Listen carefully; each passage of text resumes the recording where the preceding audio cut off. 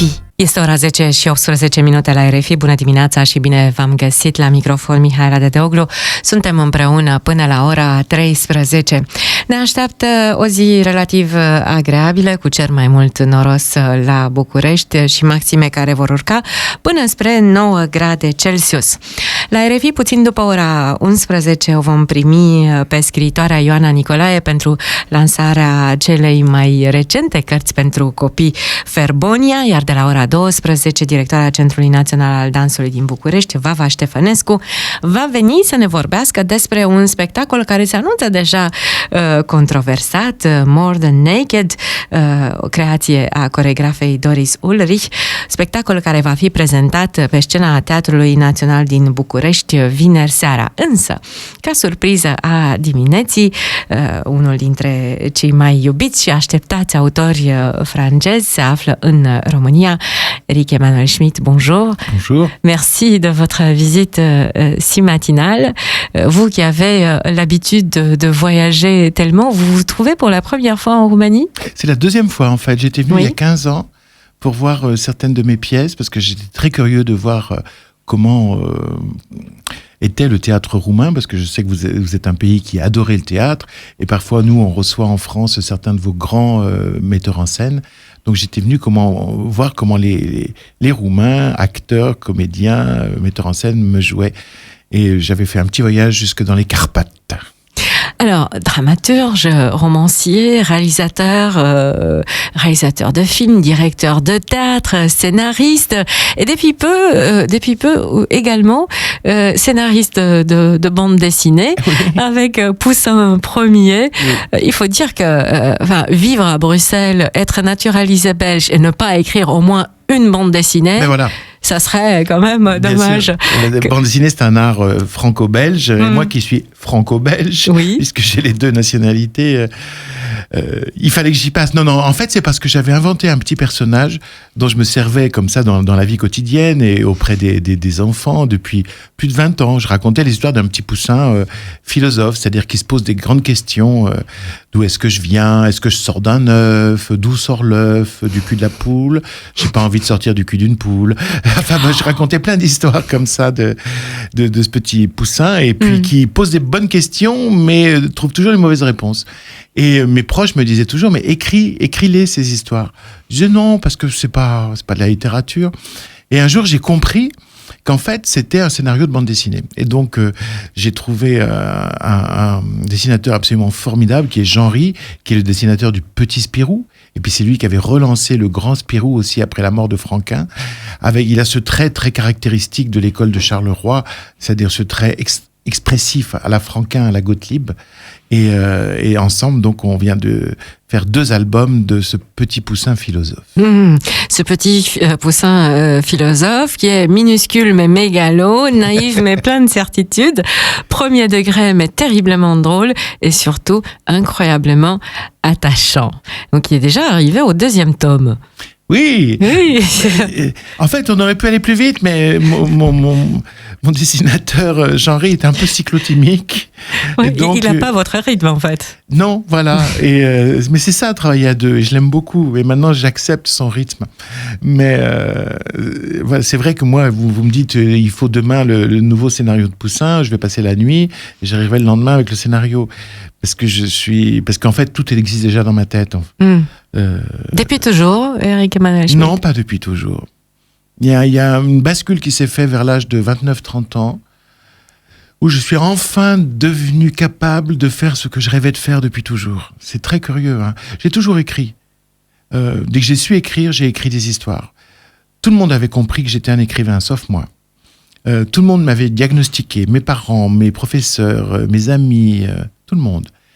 Et puis moi, bien sûr, je rêvais de 1000 choses, d'être archéologue, d'être ambassadeur, d'être musicien, etc. Et puis bon, j'ai fini par comprendre que c'était mon destin, puisque j'écrivais comme on respire. Et jusqu'à l'âge de 29-30 ans, je n'étais pas content de ce que je faisais. Donc c'est la fameuse nuit de 4 février 1989, c'est ça? Ça a été la bascule. La bascule. Ouais. Vous êtes dans le désert? Oui. Voilà. Dans le désert, dans le Sahara. C'est un voyage d'aventure. Il s'agit de marcher 10 jours, depuis Tamanrasset jusqu'à La Sécrème. Tamanrasset, c'est dans la plaine. C'est une ville qui est devenue importante en un siècle. Et il s'agissait d'aller jusqu'au haut plateau du Hogar, puisque traditionnellement, les hommes et les bêtes ne supportent plus la chaleur qu'il fait l'été à Tamanrasset, et donc troupeaux et hommes montent sur les hauts plateaux de La Sécrème et du Hogar pour trouver une température correcte. Et je faisais ce voyage-là en février 1989. Et il s'est passé une chose absolument incroyable et inattendue pour moi, même inespérée, parce que je n'ambitionnais pas du tout ça. Je suis rentré dans le désert athée et j'en suis ressorti croyant. Ce voyage a été l'occasion pour moi de cesser de vouloir tout maîtriser, tout dominer et m'ouvrir à l'expérience. En l'occurrence, l'expérience mystique. Je me suis perdu. Je me suis perdu le 8e jour dans les hauts plateaux du Hogar. Nous avions fait l'ascension du mont Tahat, qui est le plus haut sommet de l'Algérie. Et puis, une fois qu'on a fait un petit casse-croûte au sommet, j'ai dit, je passe devant. Et puis, je me suis mis à descendre cette montagne sans jamais vérifier que j'étais sur le bon chemin. D'ailleurs, il n'y a pas de chemin. Que je marchais dans la bonne direction, sans jamais me retourner pour voir si mes camarades me suivaient. J'ai dévalé cette montagne pendant des heures. Et puis, à 19h, arrivé au bas, je me suis dit, là, derrière le rocher, il y a notre campement, le bivouac qu'on avait installé dans un oued. Pas du tout. Le bivouac n'était pas là, il n'était pas à côté non plus. Et tout d'un coup, je me rends compte que je me suis totalement perdu. Je n'ai rien à boire, rien à manger. J'ai juste un t-shirt, un short et des patougas. Je suis habillé pour la journée dans le désert, alors mais pas la nuit. Voilà, il va faire 0 pendant la nuit et moi, je suis comme ça. Et tout d'un coup, la nuit tombe comme le coup près d'une guillotine. Le vent se lève et je me dis d'une façon très abstraite, je vais avoir peur. Et puis d'une façon aussi très abstraite aussi, il y a une phrase qui passe dans ma tête. On met 3 jours à mourir de soif. Et je me dis, voilà, j'ai 3 jours. Ils ont 3 jours pour me retrouver. Ça va être court pour qu'on me retrouve, ça va être long pour mourir. Et c'est dans cet état que je m'installe entre des rochers pour me protéger du vent, que je m'ensable pour me faire une couverture de sable, puisque le sable avait gardé un petit peu de la chaleur du jour, pas très longtemps d'ailleurs. Et puis là, je me dispose à passer une nuit d'angoisse. Et le contraire absolu se produit, ça va être une nuit de confiance, une nuit mystique. Je viens d'écrire enfin cette histoire dans le livre que j'ai publié en France. La nuit de feu. La nuit de feu, voilà. Je n'ai pas envie de paraphraser, mais je raconte comment tout d'un coup, j'ai senti ce qu'on appelle l'extase. C'est-à-dire avoir 2 corps. Un qui reste dans le sable, qui a froid, qui a mal, qui a faim. Et puis un autre corps qui s'en échappe et qui est appelé par une force, par une puissance, jusqu'à se fondre totalement dans cette force. Mais excusez-moi, dans ces moments-là, donc vous dites que vous n'avez pas eu peur? J'ai eu peur de façon abstraite. Je me suis dit, voilà une situation objectivement effrayante. Mais je pensais que la vraie peur allait arriver. Et c'est le contraire qui est arrivé. Ce n'est pas par hasard ce type de sentiment quand on se dit, est-ce que je suis censé mourir ce soir? Et il y a une conviction intime que, non, non, pas trop. J'ai du mal à interpréter ça en termes psychologiques et même en termes chimiques. Bien sûr, après cette grande nuit qui a changé ma vie, j'ai essayé d'aplatir cette nuit de feu. J'ai essayé de la considérer d'une façon purement matérialiste en me disant, au fond, mon corps a fabriqué une réaction chimique, hormones, endomorphines, etc. pour me rassurer. Je connais les explications psychologiques, celles que vous donnez, ou psychanalytiques. J'étais un petit enfant perdu dans le désert, alors, faute d'avoir un père naturel qui me prenait par la main, je me suis trouvé un père surnaturel qui me prenait aussi par la main pour me donner confiance. aucune de ces explications, de ces réductions ne recouvrait l'expérience que j'avais vécue. Que vous avez vécue là-bas. Non. Je n'arrivais pas à la penser autrement que la façon dont elle s'était présentée à moi.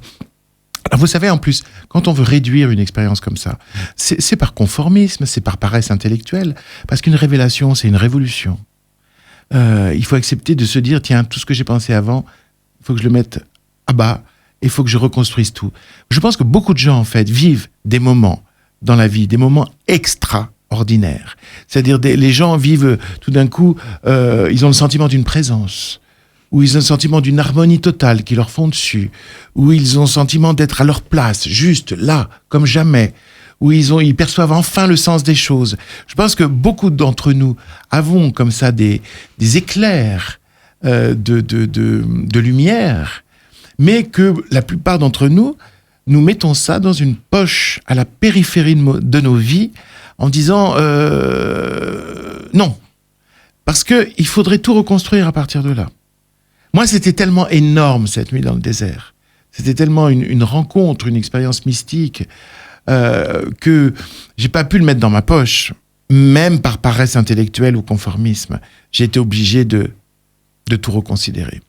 Est-ce que vous vous êtes senti indestructible à partir de ce moment-là? Non, pas du tout. Comment? Humble? Oui, enfin. Parce que qu'est-ce qui a changé depuis que j'ai la foi? C'est que je ne pense pas que je suis le centre du monde, ce qui est très agréable.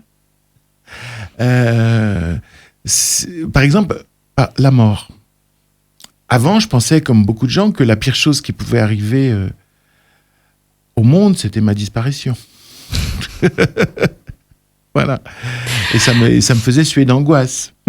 Maintenant, parce que c'était pourquoi parce qu'il y a quelque chose de très égocentrique et narcissique dans la peur de la mort. Faut quand même le dire. Oui, bien sûr. Et parce qu'on est le centre, et donc on pense que la suppression du centre, c'est quelque chose de tragique.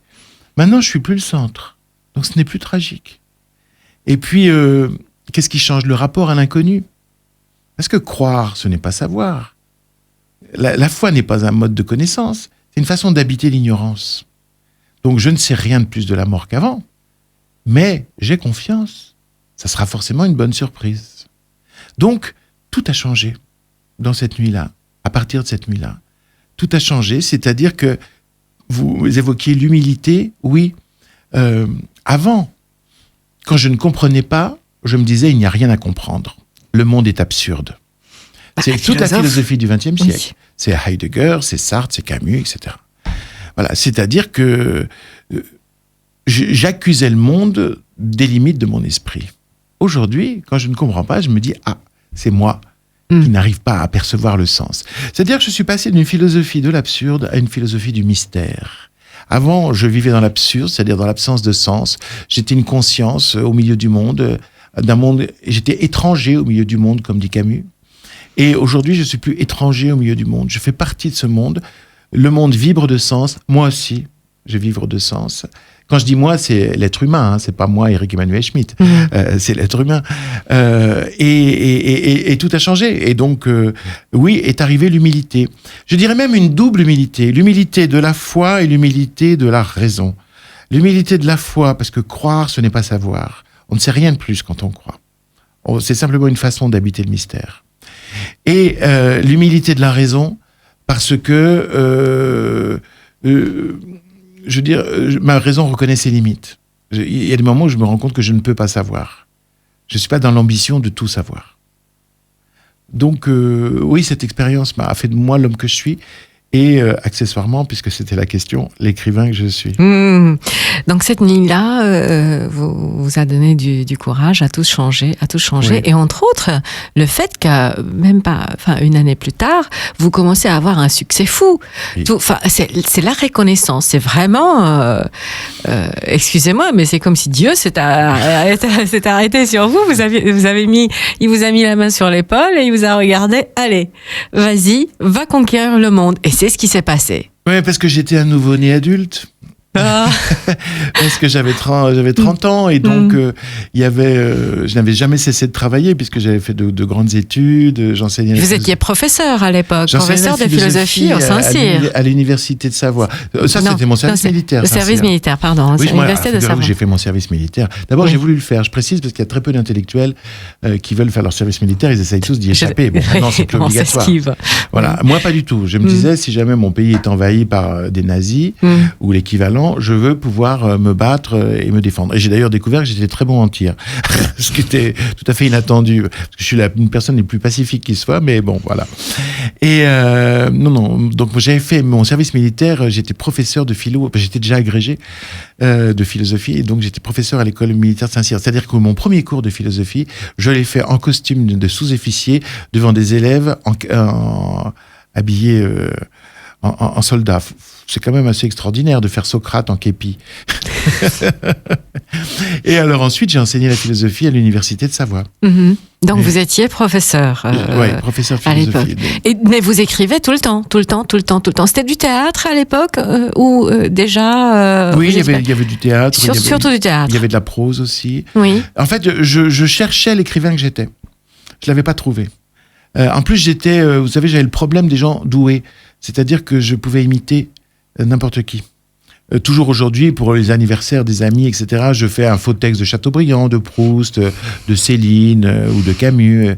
Je sais vraiment imiter. Un peu caméléonique. Complètement. Et justement, cet aspect caméléon m'inquiétait parce que je pensais toujours à la phrase de Cocteau qui dit « À force de faire le caméléon, on finit par mourir d'étouffement sur une couverture écossaise. » Donc, je me disais, où est ma voix ? J'imite les voix des autres, mais où est ma voix ? Et vous savez, c'est presque une leçon de vie. Il faut pas être celui qu'on veut être, il faut être celui qu'on est. Il y a Nietzsche qui a dit « Deviens ce que tu es ». Et moi, entre 20 et 30 ans, j'ai fait ce long trajet de devenir ce que je suis. C'est-à-dire que l'écrivain que j'étais n'était pas l'écrivain que je rêvais d'être. Je découvrais au fur et à mesure que ma vraie voix, c'était une phrase claire, lumineuse, serrée, que j'étais pas un grand lyrique comme je souhaitais être. Moi, je voulais être Claudel. Vous voyez, je pensais que c'était ça, moi, parce que j'adorais Claudel. Et en fait, je découvrais que l'écrivain que j'étais était évidemment plus classique au fond, dans sa langue et dans son rapport aux mots. Et ça, ça a été une vraie leçon. C'est-à-dire, je me souviens une fois, j'avais une amie intime qui m'avait dit « Tu voudrais être Claudel, mais si tu étais Sacha Guitry ». Alors, évidemment, j'étais ni l'un ni l'autre, mais c'était « Prends la voix de toi-même ». Le problème, c'est que, c'est pareil pour n'importe quoi dans la vie, on veut aller à la rencontre de soi, mais on ne sait pas ce que c'est soi. Mais en tout cas, il faut prendre le chemin. Et voilà, moi, ce chemin m'a conduit à l'âge de 30 ans à enfin écrire et publier, mais le succès est venu tout de suite parce que je pense que ça y est, j'étais mûr, je ne tâtonnais plus. Donc vous pensez que vous avez eu de la chance de trouver votre chemin ? C'est une grâce absolue de trouver son chemin. C'est ce que je souhaite à chacun. Beaucoup de gens vivent à côté de leur vie, ou surtout beaucoup de gens vivent la vie d'un autre. Par exemple, moi, le problème s'est posé. Quand je rentre dans le désert en 1989, une de mes grandes questions, c'est est-ce que je vis ma vie ou la vie d'un autre ? J'étais professeur à l'université, on me promettait une carrière académique extrêmement brillante. Et je me disais, oui, d'accord, je vois bien ce chemin-là devant moi, mais ce chemin-là, c'est la conséquence de mes études. Est-ce que c'est mon chemin à moi ?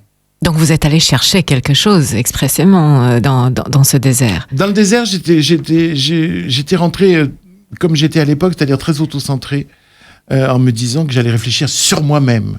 Et en fait, la meilleure manière de réfléchir sur moi-même, c'était d'arrêter de penser à moi. Mais ça, c'est ce qu'allait m'apprendre le désert.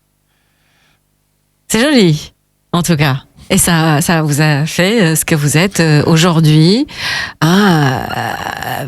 l'écrivain français le plus lu au monde, le dramaturge français le plus joué au monde, même en Allemagne, vous êtes extrêmement connu et aimé, partout. Comment vous vivez ce succès aujourd'hui, ou vous le pensez pas comme un succès ?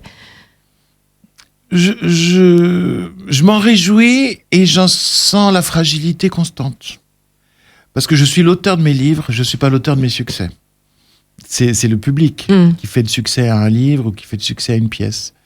Donc, je suis infiniment reconnaissant aux hommes de me donner cette voie d'expression, d'accueillir ce qui me fascine le plus, c'est qu'on désire j'ai à peine fini un livre qu'on me dit alors le prochain c'est quoi? Alors que moi je suis épuisé par la maternité à chaque fois, et qu'on me dit déjà et le suivant. Oh, mais attendez, ça m'a pris déjà tellement de temps de faire celui-là. Non mais c'est merveilleux, ça me donne des ailes quand même. Ça me donne des ailes d'être apprécié, d'être reconnu. Bien sûr, et puis en plus ça me laisse ma liberté, parce que je pense ne pas m'être laissé enfermer dans le succès. Je veux dire, parce que par exemple, mon éditeur en France, Albin Michel. Oui, qui est un formidable éditeur, mais au début, il était un peu dérouté par moi, par le fait que j'ai autant de succès et en même temps que je ne veuille pas faire toujours la même chose. Parce qu'au fond, la plupart des gens qui ont du succès et qui veulent l'entretenir, ils publient le même livre tous les 18 mois. Hein, et vous ? Mais non, mais moi, j'ai fait un roman, puis après, je fais un livre de nouvelles, puis après, je fais une pièce de théâtre, puis après, je fais un film, puis après, j'écris un conte philosophique, puis j'écris sur la musique. Ah tiens, ça fait longtemps que j'ai pas fait de roman. Et je recommence. J'aime cultiver le sentiment de la première fois. J'aime me mettre en danger. J'aime répondre à l'inspiration, parce qu'au fond, vous savez, moi, quand les personnages arrivent et les situations arrivent dans mon esprit, les personnages et les situations me dictent ce que je dois faire. Le personnage me dit, je suis le héros d'un roman. Où les personnages me disent, nous sommes les personnages d'une pièce. Il faut que je choisisse la meilleure forme, la forme qui convient. Et moi, je suis obligé de m'inventer dramaturge pour écrire ça, puis tout d'un coup de me réinventer romancier pour écrire cette autre histoire, et puis tout d'un coup de m'inventer novelliste parce que cette histoire ne sera bien que si elle est courte, pour qu'elle soit fulgurante, etc. Donc moi, j'ai l'impression d'obéir à mon imaginaire, et c'est ça qui me plaît. Donc j'ai pas envie de produire un objet régulièrement. En plus, comme aux États-Unis, là, avec un certain nombre de pages, vous savez. Moi, quand on a publié Monsieur Ibrahim et les fleurs du Coran à New York, mon éditeur m'appelle en disant « Écoutez, c'est pas sérieux, ça fait 70 pages. Vous voudriez pas écrire l'histoire de Madame Ibrahim, non, pour qu'on fasse 325 pages ?» C'était trop peu, en fait. Oui, j'aurais dit « Attendez, ça m'a pris très longtemps d'écrire aussi court. » C'est ça. C'est tout le problème des écrivains. Eux, ils travaillent 1 an ou 2 ou 3 ou 5 ou voire 8. Ouais. Et nous, on est capable de lire. C'est le grand paradoxe. Mais tant mieux. Mais on se pose la question, et ma collègue Magda Plelipchan voudrait savoir, c'est si vous écrivez avec beaucoup de facilité. Alors oui, c'est-à-dire qu'en fait, je rêve mes livres. Un livre, c'est un rendez-vous. Et parfois, quand le livre me plaît vraiment, je retarde le rendez-vous. En fait, j'aime bien être dans l'escalier, en train de monter au rendez-vous. Par exemple, le livre que je viens de publier en France, La Nuit de Feu, fait des années que j'ai envie de l'écrire. 30 ans. Ouais. Et j'aimais bien l'avoir devant moi. Bon, maintenant, il est fait, je suis très content. Pas 30 ans, 25 ans. Ouais. Maintenant, il est fait, je suis content qu'il soit là, il est comme je voulais. Donc, un livre, c'est un rendez-vous, et en fait, tout ce que je vis, à ce moment-là, vient nourrir le livre que je vais écrire. Et donc, c'est comme une maturation interne. J'ai l'impression d'être une femme enceinte. Tout nourrit l'enfant. Mais alors, une mère éléphant, hein, d'ailleurs, je porte longtemps. 9 mois, c'est pas suffisant. Et donc, je peux vivre des années comme ça avec un livre. Par contre, je l'écris, mais alors, le temps matériel de l'écrire. Il vous habite, en fait, le livre. Le livre, il est là. Vous savez, c'était Racine qui disait « Ma tragédie est faite, je n'ai plus qu'à l'écrire ». Voilà, souvent, moi, mes livres sont faits, je n'ai plus qu'à les écrire. Et je dis toujours à mes proches, je vais m'asseoir. Et ils savent que Éric va s'asseoir, ça veut dire Éric va écrire un livre. Et ça prend le temps matériel de l'écriture. Mais comment écrivez-vous ? Est-ce que vous êtes vraiment dans la réclusion, dans la solitude, ou plutôt vous avez des habitudes particulières pour écrire, pour créer l'ambiance ? Je suis tellement... Non, j'aime écrire à la campagne.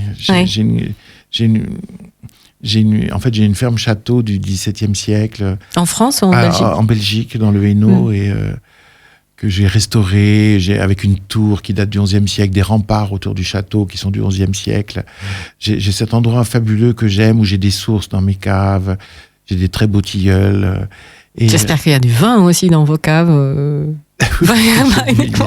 l'eau. Oui, c'est vrai.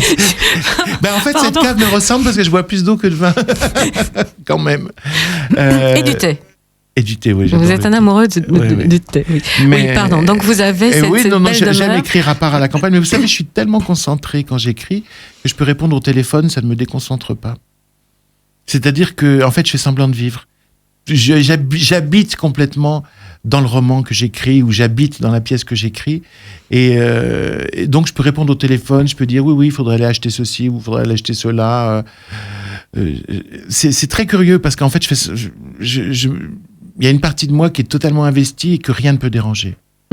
Donc j'accepte d'être dérangé parce que rien ne me dérange. D'accord, mais il y a différents types d'écriture par rapport au roman ou une pièce de théâtre ou un scénario de film. Est-ce que vous mettez dans une autre... le roman. La grande aventure, c'est le roman. J'écris la première phrase et puis après je tire comme le fil d'une pelote jusqu'à la dernière. Alors c'est la plus dure, la première phrase, c'est vrai? Oh, elle vient toute seule. C'est vrai? Oui. Autrement, c'est même pas la peine de commencer. Il y a des écrivains qui disent que... oui, mais chacun travaille à sa façon. C'est-à-dire, il y en a qui se mettent à la table tous les jours et qui vont solliciter l'inspiration. Moi, non. Moi, je voyage, je dirige un théâtre à Paris, je joue de temps en temps sur scène, je fais beaucoup de musique. Et je sais qu'au fond de moi, le livre se compose. Et puis, progressivement, il me dit, tiens, la première phrase, c'est ça. Je dis, oh, bien, merci. Et puis voilà. C'est monsieur de là-haut qui vous dit la phrase? Non, je sais pas où ça se passe. Ça se passe dans mon cerveau. Vous savez, moi, on me demande toujours pourquoi est-ce que vous écrivez. Je réponds toujours, mais est-ce que vous demandez à un pommier pourquoi il fait des pommes? Le pommier, il va faire semblant de répondre. Moi, je fais semblant de répondre. Je crois que je suis fait pour ça. J'ai l'impression. J'ai bien l'impression. Sincèrement, et vous écrivez des histoires absolument magnifiques. Et ce qui est très touchant dans vos livres, en général, dans toute votre création, c'est la place que vous donnez à la femme. Pardonnez-moi, je vous pose la question parce que je suis une femme et j'ai trouvé ça très touchant. Vous êtes toujours... vous avez une sensibilité très particulière à décrire les femmes dans leur contexte émotionnel, de vie. Je suis fasciné par les femmes. Elles m'apportent beaucoup plus. J'aime voir le monde à travers je suis à la fois amant et ami des femmes, parce que souvent on n'est que l'un. Et je trouve que les femmes ont un rapport beaucoup plus complexe à la réalité. Et que la réalité a des couches beaucoup plus nombreuses pour elles. Un homme, c'est malheureusement, c'est des propos sexistes que je vais tenir, mais plutôt anti-femme. Mais un homme, c'est assez simple. Enfin, moi, je sais, je me trouve simple en tant qu'homme. C'est pour ça que je préfère être une femme quand j'écris. Parce que voilà, un homme ça vous dit oui, ça veut dire oui. Une femme vous dit oui, ça veut dire 1000 choses. Et peut-être pas oui, d'ailleurs. Et j'aime... Vous êtes le seul à avoir compris ça. Voilà. Et j'aime ça, parce que c'est rentrer dans le labyrinthe de la complexité humaine. Et moi, j'écris d'une façon très simple, mais j'écris toujours sur la complexité. J'essaie d'écrire simplement sur la complexité. Et donc, oui, et puis, quand j'écris avec un point de vue de femme, j'ai plus de corps que lorsque j'écris comme un homme. Parce que vous savez, le corps des hommes, il est un corps silencieux, sauf... quand un homme est malade, il devient d'ailleurs absolument ridicule parce qu'il est puéril. Parce qu'un homme malade, il a son corps qui se réveille et alors il perd absolument tout à fait le niveau intellectuel qu'il peut avoir à d'autres moments. Ou alors, le corps de l'homme, il se signale au moment de la jouissance. Mais le corps de la femme, il est beaucoup plus présent parce que d'abord, il se rappelle à elle de façon régulière. Et puis ensuite... il y a une incarnation qui est totalement différente, il y a la possibilité de donner la vie. Donc, quand j'écris aussi un personnage de femme ou du point de vue d'une femme, il me semble aussi que j'ai beaucoup plus de corps et de sensibilité. Alors, vous êtes venu en Roumanie pour le lancement d'un livre qui est paru en 2011, si je ne me trompe pas, en France. Oui. Voilà, La femme au miroir vient de paraître à la maison d'édition Humanitas, Femea din fața oglinzii. Là, nous avons affaire à 3 femmes. Oui. 3 femmes qui ont un point commun, alors qu'elles vivent dans 3 siècles très différents. Elles ont un point commun, elles se sentent différentes. C'est-à-dire que quand elles naissent, elles ont déjà un avenir tout tracé. À n'importe quelle époque, une femme qui naît, elle a un avenir tracé, qui passe généralement par le fait qu'elle va épouser un homme et qu'elle va avoir des enfants. Pourquoi ? Toute femme ne se sent pas forcément appelée à ça. Et donc, mes 3 héroïnes ont un problème avec le destin qu'on leur a tracé et elles veulent trouver leur chemin à elles. Et évidemment, elles ne savent pas où mène le chemin, mais elles veulent prendre ce chemin. Et donc, il y a 3 héroïnes. Il y a Anne de Bruges. Ça se passe à la Renaissance, en Belgique, enfin, qui n'est pas la Belgique à l'époque. Et c'est une jeune fille qui va s'enfuir le jour de son mariage pour aller se réfugier dans la forêt. Elle sent qu'elle n'est pas destinée à être la femme d'un homme et à être définie par ça. Il y a en elle des appels de spiritualité et même des appels de naturalité physique qui ne s'épanouiront pas là-dedans. Et puis il y a une deuxième héroïne, c'est Anna von Walberg, qui est une viennoise à la fin du 19e siècle, début 20e, une société complètement brillante où Freud est en train d'apporter la psychanalyse. Et cette jeune femme, voilà, elle est mariée avec un homme qui a toutes les qualités. Il est beau, il est intelligent, il est gentil, il est riche. Comme elle dit, c'est pas un homme, c'est un couteau suisse. Et malgré tout... J'ai bien aimé cette expression.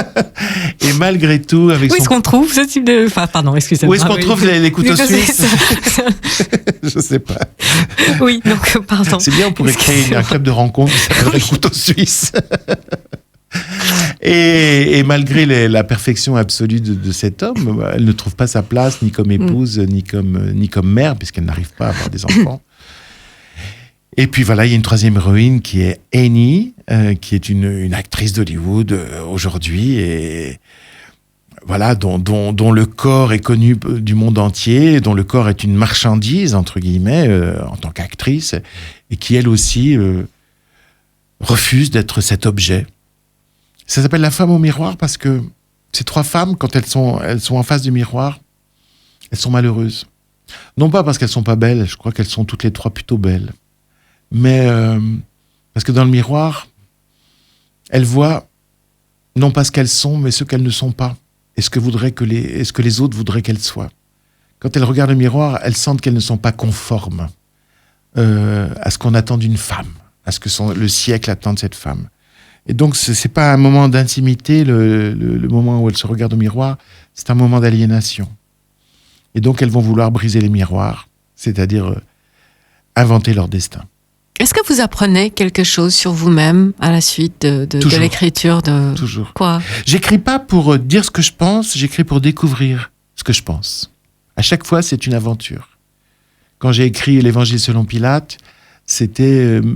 une exploration de l'histoire de Jésus, je découvrais au fur et à mesure que ma pensée était plus subtile que ce que j'en croyais. Pour moi, l'écriture, c'est l'école de la complexité et de la subtilité. Plus on avance dans une écriture, moins on a des positions tranchées, plus on est en recherche, plus on est en interrogation. Et on emmène le lecteur dans cette interrogation, au-delà de ses certitudes immédiates, au-delà de ses préjugés.